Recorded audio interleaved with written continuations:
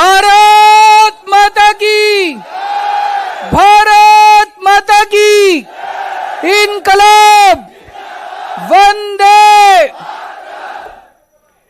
आज इतनी भारी संख्या में आए हुए सभी भाइयों, बहनों, माताओं, बुजुर्गों, बच्चों और अभी कई हजार लोग इस हॉल के बाहर बैठे हैं, उन सब लोगों को मेरा नमस्कार, सबको मेरा प्रणाम। गजब की एनर्जी है यार आपकी, गजब का उत्साह है।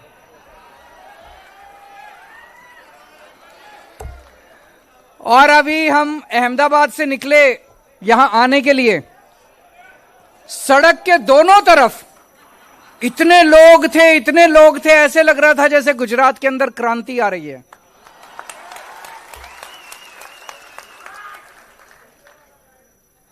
ऐसे लग रहा था जैसे गुजरात अब बदलाव मांग रहा है। इसीलिए मनीष सिसोदिया के यहां सीबीआई की रेड हो रही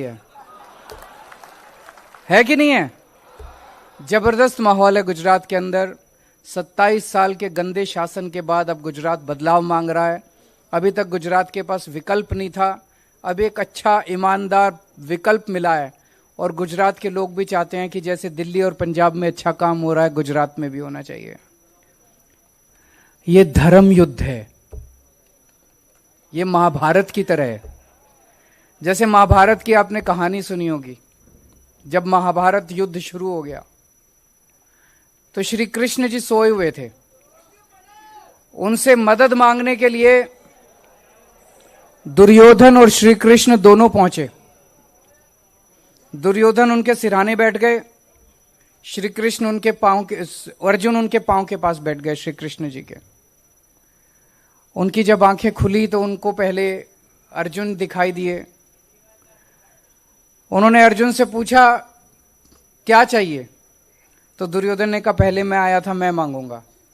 तो उन्होंने कहा नहीं, पहले मैंने इनको देखा। तो अर्जुन ने कहा कि भगवान, इस युद्ध के अंदर मुझे आप चाहिए, मुझे श्री कृष्ण चाहिए, भगवान चाहिए। दुर्योधन मन मन में बड़ा खुश हुआ, उसने कहा मेरे को तो सेना चाहिए थी। तो उसने कहा भगवान अगर ये ऐसे कह रहे हैं तो आप इनके साथ चले जाइए, मुझे अपनी सेना दे दीजिए। आज इन लोगों के पास पूरी सेना है, इन लोगों के पास पूरी ताकत है, इनके पास सीबीआई है, इनके पास ईडी है, इनके पास इनकम टैक्स है, इनके पास पुलिस है, इनके पास सारी इतना पैसा है इन लोगों के पास।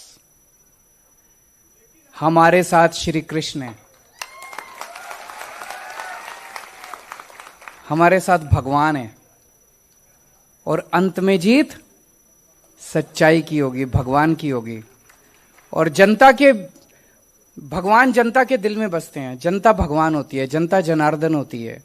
आज जनता हमारे साथ है, ये जितना मर्जी हमें परेशान कर लें। आज दिल्ली में हमने शिक्षा और स्वास्थ्य में शानदार काम किया है। ऐसा काम किया है कि 75 साल, आजादी के 75 साल में इतना अच्छा काम कभी नहीं हुआ। जैसा भी मैं आपसे पूछ रहा था, मैंने आप लोगों से पूछा भाई सरकारी अस्पताल में कौन कौन लेके जाता? कोई नहीं लेके जाता। दिल्ली में आजकल अमीर लोग भी सरकारी अस्पताल में अपना इलाज कराते हैं। यकीन नहीं होगा आपको, आपको लगेगा केजरीवाल झूठ बोल रहा है। मैं आपसे निवेदन करूंगा, जो जो आ सकते हैं एक बार दिल्ली का चक्कर काट के आओ, दिल्ली होके आओ, दिल्ली के लोगों से फोन करके दिल्ली के लोगों से पूछ लो। अगर दिल्ली में फोन करके पूछना, अगर कोई आदमी अगर आपको यह कह दे कि केजरीवाल अच्छा काम नहीं कर रहा, मुझे गुजरात में वोट मत देना। दिल्ली होके आओ, सरकारी अस्पतालों में घूम के आओ, सरकारी मोहल्ला क्लिनिक में घूम के आओ। दिल्ली के अंदर ग्रेटर कैलाश एक कॉलोनी है, सबसे अमीर लोग दिल्ली के वहां रहते हैं। वहां पे हम लोगों ने सरकारी डिस्पेंसरी बनाई है उन लोगों की मांग पे। वहां पे इतने अमीर अमीर लोग सरकारी डिस्पेंसरी में जाते हैं, मैं आपको बता नहीं सकता, इतने अमीर लोग। आज इतना शानदार स्वास्थ्य का सिस्टम कर दिया। अब दिल्ली में अमीर लोग अपने बच्चों को प्राइवेट, बड़े बड़े प्राइवेट स्कूलों से निकाल के सरकारी स्कूल में भर्ती करा रहे हैं। जैसे मैं एक स्कूल में गया था अभी थोड़े दिन पहले, एक क्लास में गया, मैंने वहां बच्चों से पूछा सरकारी स्कूल में, मैंने कहा आप में से प्राइवेट स्कूल छोड़ छोड़ के कौन आए हैं, हाथ खड़े करो। तो कई बच्चों ने हाथ खड़े किए कि हम प्राइवेट स्कूल से नाम कटवा के सरकारी स्कूल में आए हैं। मैंने एक बच्चे से पूछा कौन से स्कूल में पढ़ते थे, कौन से स्कूल से नाम कटवा के आए हो? बोला सेंट कोलंबस, दिल्ली का सबसे शानदार प्राइवेट स्कूल माना जाता है। प्राइवेट स्कूल में सेंट कोलंबस से नाम कटवा के दिल्ली के सरकारी स्कूल में आए हैं। गुजरात में भी ऐसे सरकारी अस्पताल और स्कूल चाहिए कि नहीं चाहिए? इसीलिए इन लोगों ने 2 महीने पहले झूठा केस बना के मेरे स्वास्थ्य मंत्री को अंदर कर दिया। 2 महीने से वो अंदर है, झूठा केस है बिल्कुल। अगर उसमें जरा सी भी सच्चाई होती, अगर सतिंदर जैन हमारा स्वास्थ्य मंत्री जरा सा भी बेईमान होता, मैं उसको निकाल के बाहर कर देता। मैंने पहले एक मंत्री को किया था, मेरा एक मंत्री गड़बड़ कर रहा था, मैंने उसको निकाल के बाहर कर दिया। पंजाब में अभी हमारा एक मंत्री गड़बड़ कर रहा था, हमने खुद उसको निकाल के जेल भेज दिया, खुद हमने उठे उसको, भगवंत मान ने उसको निकाल के जेल भेज दिया। हम जरा सा भी, इतना सा भी भ्रष्टाचार बर्दाश्त नहीं करते। लेकिन वो भ्रष्टाचार नहीं देख रहे। उन्होंने 2 महीने पहले मेरे स्वास्थ्य मंत्री को अंदर कर दिया और अब ये मनीष सिसोदिया को अगले 3-4 दिन में जेल भेजना चाहते हैं। क्यों? ये चाहते हैं कि दिल्ली में जो शिक्षा और स्वास्थ्य का अच्छा काम चल रहा है वो बंद हो जाए। उनका ये मकसद है। ये तो गलत बात है। ऐसे देश कैसे तरक्की करेगा? अगर हम सारे आपस में लड़ेंगे तो देश कैसे तरक्की करेगा? हमें तो यह सोचना चाहिए कि अगर दिल्ली के अंदर शिक्षा और स्वास्थ्य का इतना अच्छा काम हो गया तो केंद्र सरकार को हमें बुलाना चाहिए था, हमें कहना चाहिए था सिखाओ, हम पूरे देश में करेंगे। यह अच्छी बात होती कि नहीं होती? कि केंद्र सरकार को बुलाना चाहिए था मनीष सिसोदिया को कि मनीष जी आपने बड़ा अच्छा काम किया, आप दूसरी पार्टी से हो सकते हो, लेकिन हमें बताओ, हम पूरे देश के स्कूल ठीक करना चाहते हैं। उन्होंने ऐसा नहीं किया। उन्होंने सीबीआई भेज के अब इसको गिरफ्तार करेंगे, उसको भी गिरफ्तार कर लिया ताकि दिल्ली का काम रुक जाए। दिल्ली का काम रुकने नहीं देंगे। थोड़ी अड़चन आ सकती है, थोड़े दिन के लिए स्पीड कम हो सकती है, लेकिन काम नहीं रुकने देंगे हम लोग। दिल्ली में हम लोगों ने पहले, दिल्ली में जब हमारी सरकार बनी बहुत पावर कट लगते थे, कई बार बिजली जाया करती थी। हमने 24 घंटे बिजली कर दी और बिजली मुफ्त कर दी। दिल्ली के लोगों को मुफ्त बिजली मिलती है। पंजाब के लोगों को भी अब 1 सितंबर से पंजाब के लोगों के 0 बिल आएंगे। 0 बिल पे 0 लिखा होता है, बिल आता है उसपे 0 लिखा होता है। आपको 0 बिल चाहिए कि नहीं चाहिए? किस किस को चाहिए? ये कहते हैं केजरीवाल पैसे लुटा रहा है, केजरीवाल फ्री की रेवड़ी दे रहा है। रेवड़ी चाहिए नहीं चाहिए? सबको चाहिए। केवल मैं कर सकता हूं, ये नहीं करेंगे। 27 साल में इन्होंने नहीं किया, तो मेरी पहली गारंटी है हमारी सरकार बनेगी। सरकार बनने के 3 महीने के अंदर आपके सबके बिजली के बिल 0 आया करेंगे। मैं देख रहा हूं महिलाओं के ज्यादा चेहरे खुश हैं, क्योंकि घर तो आप ही को चलाना होता है। आदमी तो महीने के अंत में आके पैसे रख देता है आपके हाथ में, फिर आप जानो आपका काम जाने, है ना? तो महिलाएं ज्यादा खुश हैं। तो बिजली के बिल 0 आएंगे। 0 कुछ नहीं होता उसमें, 1 रुपया 2 रुपया भी नहीं आता, कुछ नहीं, 0 बिल आता है। तो सरकार बनने के 3 महीने के अंदर आपके बिजली के बिल 0 आया करेंगे। फिर दिल्ली में हमने आज पूरे देश में सबसे ज्यादा समस्या रोजगार की है कि नहीं है? नौकरी नहीं है, रोजगार नहीं है, काम नहीं है करने को। खाली बैठे हैं बच्चे घर में, पढ़ लिख के खाली बैठे हैं। कहां जाएं, किससे बात करें? कोई सुनने को तैयार नहीं है। इनके पास जाओ तो ये तो कहते हैं कि किसको, इनको तो अब चिंता भी नहीं है बीजेपी वालों को। गुजरात में इनसे हम बात करते हैं, हम कहते काम क्यों नहीं करते? कहते क्या जरूरत है, जनता किसके पास जाएगी, हमारे ही पास आएगी। 27 साल हो गए इनको। इतना अहंकार हो गया इन लोगों को, इतना अहंकार हो गया बीजेपी वालों को। दिल्ली में पिछले कुछ सालों के अंदर, 5 साल के अंदर, मैंने 12 लाख बच्चों को रोजगार दिलवाया है। 12 लाख बच्चों को।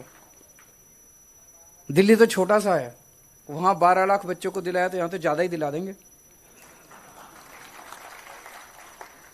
करना आता है हम लोगों को, रोजगार दिलाना आता है, हम ही को आता है, इनको नहीं आता, हम ही को आता है। तो गुजरात में हमने गारंटी दी है, गुजरात के हर बेरोजगार युवा को रोजगार दिलाएंगे 5 साल में, और जब तक रोजगार नहीं मिलता हर बेरोजगार युवा को 3,000 रुपए महीने का बेरोजगारी भत्ता।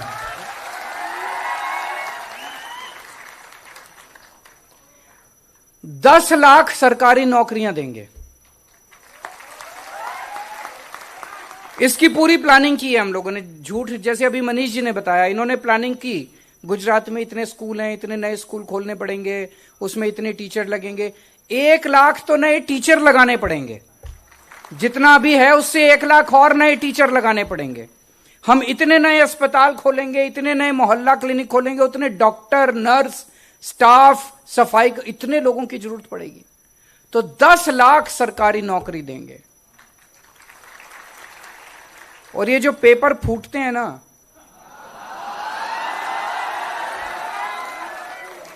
इसका कानून लेके आएंगे, इसका कानून लेके आएंगे। पेपर फूटने वालों को जिंदगी भर जेल में रखेंगे।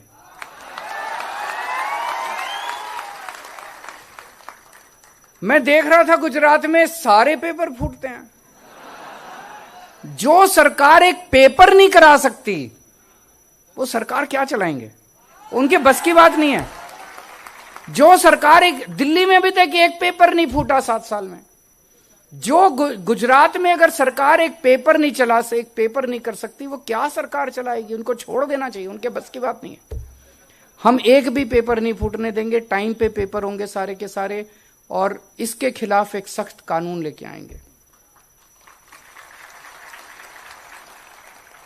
और एक बात, 18 साल से ऊपर की हर महिला को हर महीने 1,000 रुपए उसके अकाउंट में देंगे। होना चाहिए कि नहीं होना चाहिए।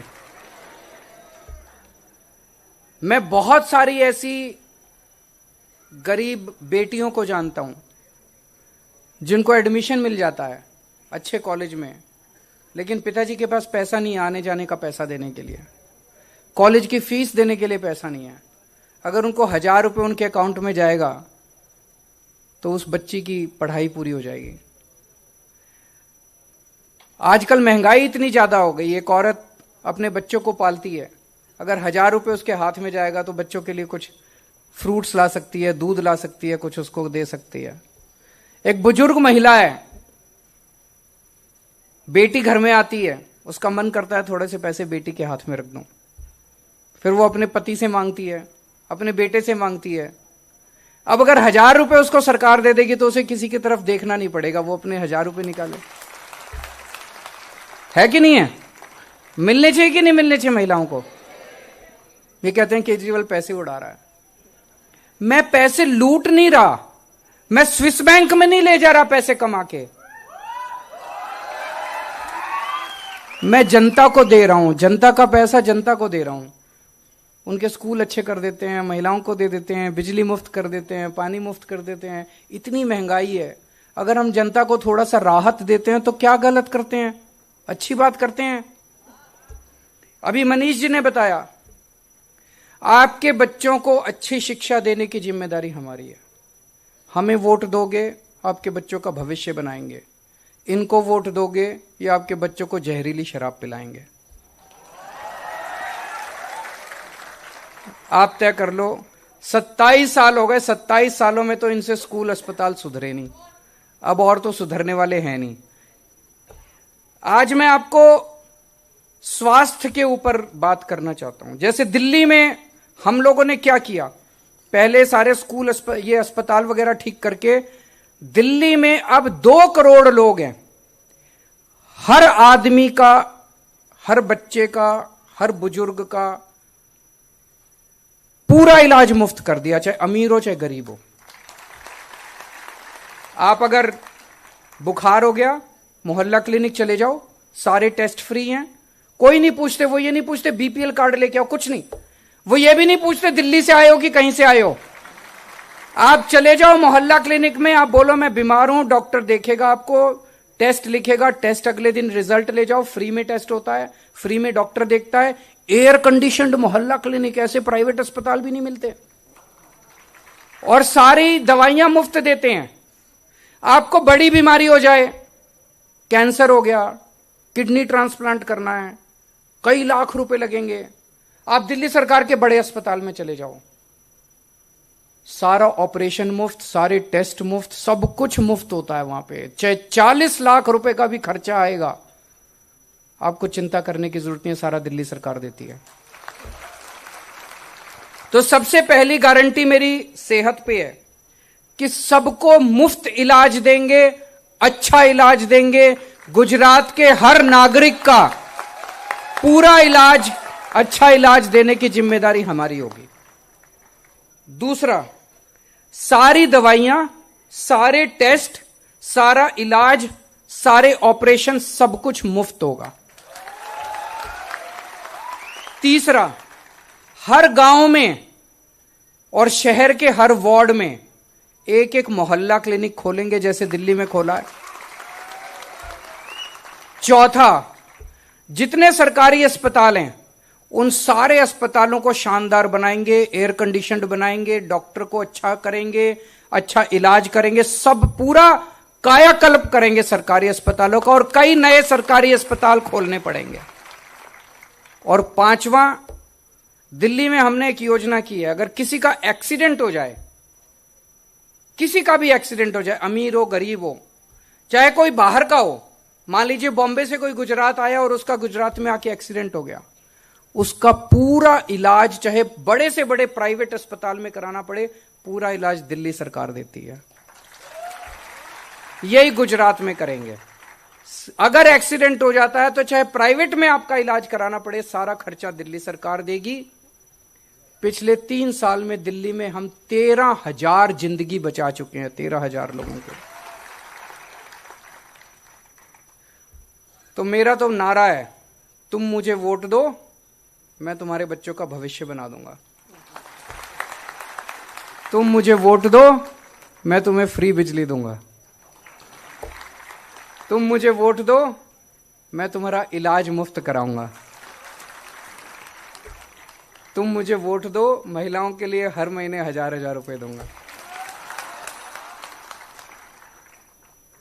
और जितने पुलिस वाले हैं भाई बहन, उनको मैं कहना चाहता हूं, वो बड़े दुखी थे, अब खुश हैं।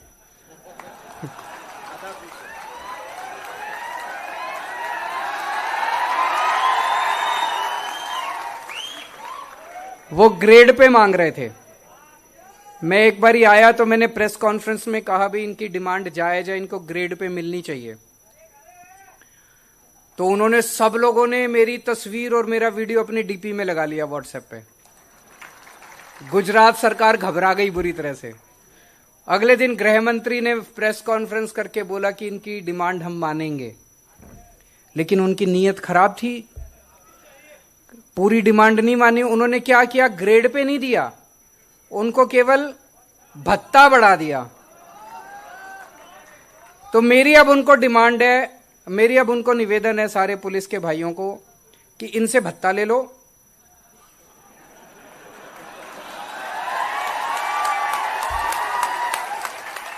भत्ता इनसे ले लो, अगले 3 महीने प्रचार आम आदमी पार्टी का करो, जब हमारी सरकार बनेगी तो ग्रेड पे मेरे से ले लेना।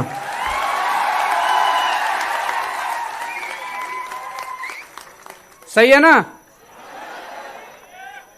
अभी कल मेरे को पता चला इन्होंने 1 करोड़ रुपया, अभी थोड़े दिन पहले जब मैं आया मुझे पता चला कि यहां पे गुजरात का कोई रहने वाला व्यक्ति फौज में अगर है और वो शहीद हो जाता है तो गुजरात सरकार की योजना थी उसको 1 लाख रुपए देते हैं, और वो भी नहीं देते, उसके लिए भी दौड़ाते हैं उसको। ये तो हमारे सैनिकों के साथ अपमान है। जो देश के लिए शहीद होते हैं उनका तो सम्मान कर, उनके परिवार का मरने के बाद सम्मान करना चाहिए, देश को उसका ख्याल रखना चाहिए।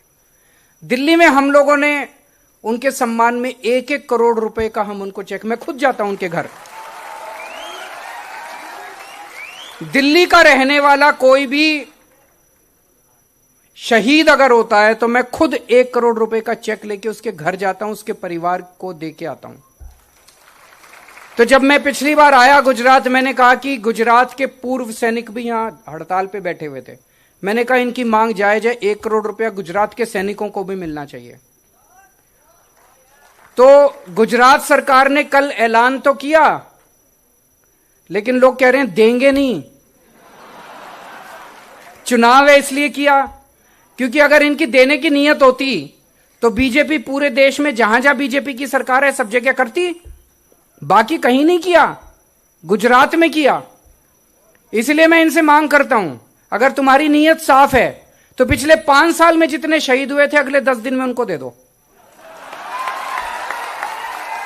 और अगर नहीं दोगे तो जनता सोचेगी झूठ बोल रहे हैं, चुनाव के बाद पलट जाएंगे। और दूसरी बात, दिल्ली में हम केवल सैनिकों को नहीं देते, हम दिल्ली पुलिस वालों को भी देते हैं। पुलिस भी तो अपनी जान हथेली पे रखे, पुलिस वाले भी तो शहीद होते हैं, पुलिस वाले भी तो ड्यूटी में कितनी बार शहीद होते हैं। तो गुजरात पुलिस वालों को भी इस 1 करोड़ की योजना में शामिल किया जाना चाहिए। गुजरात पुलिस से भी अगर कोई शहीद हो तो उसके परिवार को मरने के बाद, शहीद होने के बाद 1-1 करोड़ का उसको सम्मान राशि मिलनी चाहिए। मिलनी चाहिए कि नहीं मिलनी चाहिए? जितने हमारे स्टेट ट्रांसपोर्ट के कर्मचारी हैं वो भी बहुत दुखी हैं, वो मेरे से मिलने के लिए आए थे। तो मैं उनको भी ये आश्वासन देना चाहता हूं, उनकी तनख्वाह बहुत कम है, वो चाहते हैं कि उनकी तनख्वाह बढ़ाई जाए। जितने ड्राइवर हैं, जितने कंडक्टर हैं, सरकार बनने के 1 महीने के अंदर हम आपकी तनख्वाह बढ़ा देंगे,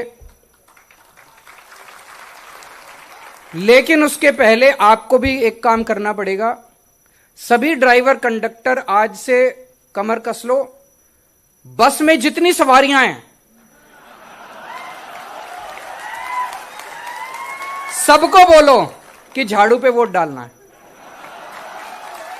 मंजूर है? सारे ड्राइवर, सारे कंडक्टर जितने हैं गुजरात के स्टेट ट्रांसपोर्ट में, सारे बोलो, एक एक हर बस में सामने खड़े होकर बोलो कि सारी सवारियां सुनो, जब टिकट देते टाइम उनको बोलो कि झाड़ू झाड़ू झाड़ू।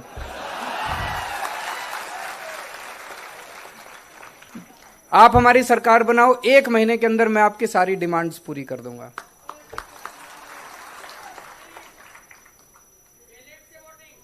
हैं जी, बैलेट्स एक काम करते हैं, कोई मुझे बता रहा था, मुझे पता नहीं है, कहते हैं वोटिंग मशीन में इतने परसेंट उतने परसेंट गड़बड़ होती है, लेकिन तुम इतने वोट देना नहीं कि वोटिंग मशीन भी उनका फॉर्मूला खत्म हो जाए।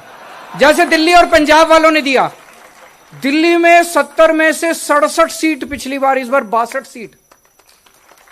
पंजाब में 117 में से 92 सीट। गुजरात में कितनी दोगे?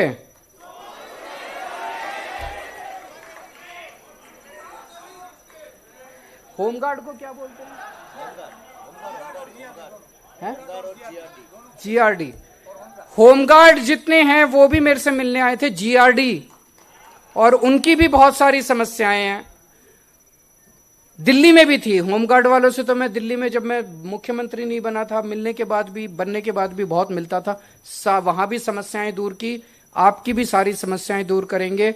आप भी अब प्रचार पे लग जाओ, 3 महीने खूब प्रचार करो मिलके। अब कुछ एक प्रश्न जो हुए थे, एक किसी भाई ने बताया कि 30 लाख परिवार ऐसे हैं जो चिट फंड के शिकार हैं। भगवंत मान पंजाब के मुख्यमंत्री ने पिछले हफ्ते ही इसके ऊपर बहुत बड़ी इंक्वायरी शुरू की है, यहां भी करेंगे, आपका एक एक पैसा आपको वापस दिलाएंगे।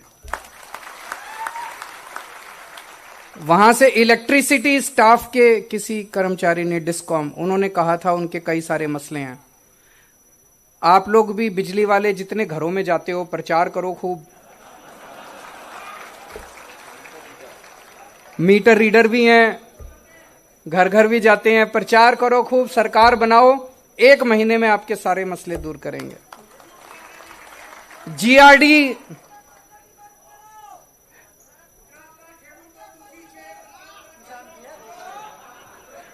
मैं सबसे मिलूंगा एक एक करके। अभी अगले 2 महीने में मैंने प्लान किया है। जैसे जीआरडी है, जीआरडी वालों से मैं सोच रहा हूं एक बड़ी मीटिंग रखूंगा। आप मेरे को बुलाओ, एक मीटिंग रखो अपनी, मैं आऊंगा आपकी मीटिंग में, आपकी सारी समस्याएं सुनेंगे। देखो कुछ लोग ऐसे हैं जो सरकारी कर्मचारी हैं, वो मीटिंग कर नहीं सकते, उनकी मजबूरी है, सरकार उनको नौकरी से निकाल देगी, उनको मैं ऐसे ही बोलता हूं। लेकिन जो जो लोग मीटिंग कर सकते हैं, जो उनके साथ बैठ के बात करेंगे ना, ऐसे बात करने में ज्यादा मजा आता है। आमने सामने बैठेंगे, बात करेंगे, चाय पिएंगे, 1 कप चाय आप पीना, 1 कप चाय मैं पीऊंगा। एक प्रश्न बड़ा जरूरी आया कि हर बार जब ये सरकार बनाते हैं 4 साल कोई भर्ती नहीं करते, 5वें साल में भर्ती करते हैं, क्योंकि इनकी नीयत खराब होती है। इन्होंने भर्ती नहीं करनी होती, चुनाव के पहले दिखाना होता है, दिखावा करना होता है। हमारी पंजाब में सरकार बनी है अभी, और पंजाब के अंदर अभी 6 महीने के अंदर भर्तियां शुरू हो गई है। सारी एक एक करके जितनी वैकेंट पोस्ट हैं सारी भर्ती कर रहे हैं। 26,000 वैकेंट पोस्ट हैं, उसकी वैकेंसी निकाल दी है, वो भर्ती हो रही है। 36,000 कर्मचारियों को पक्का करना है, उनको पक्का करने का, जितने कच्चे कर्मचारी थे उनको पक्का करने का काम शुरू हो गया। तो सरकार बनने के तुरंत बाद एक एक जितनी डिपार्टमेंट्स में वैकेंसी है सारी वैकेंसी भरने का काम शुरू करेंगे। 4 साल हम इंतजार नहीं करने वाले, आप भरोसा रखो। एक किसी ने कहा, एकलव्य टीचर्स वाला जो था, कि एकलव्य के लिए जो काम कर रहे हैं टीचर्स, वो टीचर्स, आप बिल्कुल चिंता मत करो, जितने भी टीचर्स हैं सब टीचर्स को समान रूप से रखा जाएगा। जो एक सरकारी टीचर को जो स्केल मिलना चाहिए सबको वो स्केल देंगे। बहुत बड़े स्तर के ऊपर नए स्कूल बनाएंगे, नए टीचर्स रखेंगे। जो पुराने टीचर्स हैं अलग अलग उनके जितने मसले हैं, जैसे इन्होंने बताया एकलव्य के जो टीचर्स हैं उनको पूरी तनख्वाह नहीं मिलती, कम तनख्वाह मिलती है, आपको सरकारी स्केल दिलाएंगे।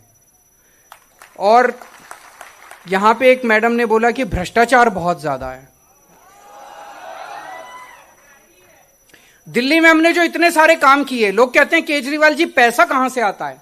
आपने बिजली भी मुफ्त कर दी, आपने स्कूल भी बनवा दिए, स्कूलों में शिक्षा भी मुफ्त है, नए अस्पताल भी बना दिए, अस्पतालों में भी इलाज मुफ्त है, मोहल्ला क्लिनिक कितने बना दिए, पानी मुफ्त कर दिया।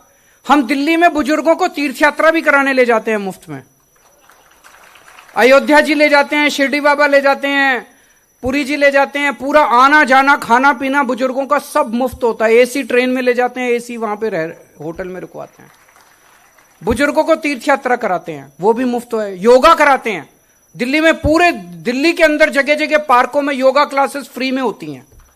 लोग पूछते हैं मेरे से पैसा कहां से आता है? हमने सरकार में पहले जितना करप्शन होता था वो बंद कर दिया, खूब पैसा बचने लग गया, खूब पैसा बचने लग गया। गुजरात में भी पैसे की कमी नहीं है, नीयत की कमी है। अच्छी नीयत वाली सरकार आएगी, सारे काम होंगे। और जो आम आदमी आप काम कराने जाते हो सरकारी दफ्तर में, आपसे पैसे मांगते हैं, चाहे ये काम करवाना हो, बिजली का कनेक्शन लेना हो, पानी का कनेक्शन लेना हो, जाति प्रमाण पत्र, हैं जी 500 और भी कई चीजों के और भी ज्यादा होते हैं। दिल्ली में हमने काम किया, दिल्ली में धीरे धीरे करके हम सारे सरकारी दफ्तर बंद करते जा रहे हैं। हमने क्या किया, हमने एक फोन नंबर जारी कर दिया, 1076 4 डिजिट नंबर है, दिल्ली से काम करता है। उस नंबर पे फोन करो, आप बोलो कि मेरे को अपना जाति प्रमाण पत्र बनवाना है, बोलो कि मेरे को बिजली का नया कनेक्शन लेना है, मुझे राशन कार्ड बनवाना है, जो काम आपको कराना है आप बोलो उसको। वहां से आवाज आती है, वो कहते हैं कि हम आपका काम करने के लिए आपके घर कितने बजे आए?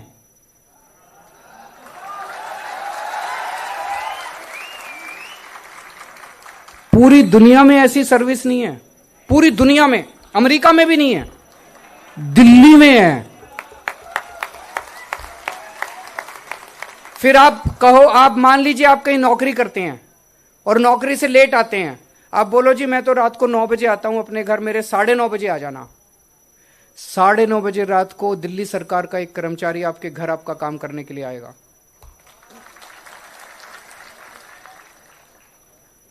और वो आके आपको कहेगा ये पेपर चाहिए, आप उसको पेपर दीजिए, अपने साथ एक फोटोकॉपी मशीन लेके आएगा, वो आपकी पूरी फोटोकॉपी कर लेगा, आपको एक रसीद देके जाएगा, और 10 दिन के अंदर आपका कार्ड या जो भी काम है वो आपके घर आपके बाय पोस्ट आ जाएगा। आपको किसी को रिश्वत देने की जरूरत नहीं है, लाइनों में लगने की जरूरत नहीं है, रिश्वत देने की जरूरत नहीं है, दलालों के चक्कर काटने की जरूरत नहीं है। गुजरात में भी हो सकता है। एक ही शर्त है, आम आदमी पार्टी की सरकार बननी चाहिए। तो दोस्तों, जैसा ईशुदान भाई ने कहा, गोपाल भाई ने कहा, सब लोगों ने कहा, एक एक आदमी को जिम्मेदारी लेनी पड़ेगी 100 लोगों को वोट देने के लिए तैयार करने की। मंजूर हैं आप लोग? सब लोगों को जिम्मेदारी लेनी है। इस चुनाव को हमें एक क्रांति के अंदर, एक आंदोलन के अंदर तब्दील करना है। गली के अंदर लोग निकल जाएं आम आदमी पार्टी के लिए। अगर सारे जनता तय कर लेगी तो ये जितनी मशीन खराब कर लें, फिर मशीन हमारी है, उसके बाद सारी वोट हमें ही पड़ेगी। भारत